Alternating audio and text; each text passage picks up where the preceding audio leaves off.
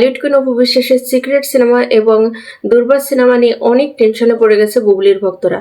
তারা পরিচালক প্রযোজকদের থেকেও অনেক বেশি টেনশনে আছে যে টাকা উঠবে কিনা সিনেমা থেকে। ভাই আগে হলে তো যাক, তারপরে নয় বোঝা যাবে।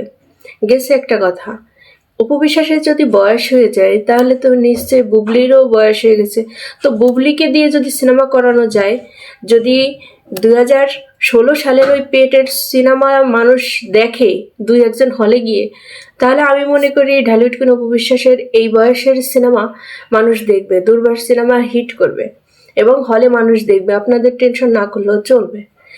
আর তারা ভুলে গেছে তাদের নায়িকাও নতুন একটা সিনেমায় কাজ করার জন্য তৈরি হচ্ছে।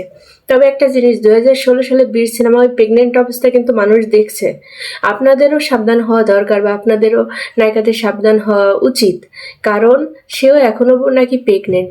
তাহলে ওই 16 সালে মানুষ দেখছে, এখন 2026 সালে, এখন মানুষ আরো সচেতন।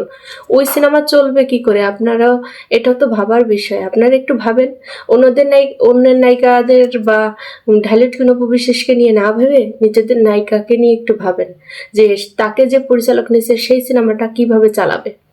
আগে নিজের চরকায় তেল দিন, পরে কথা বলেন, কেমন?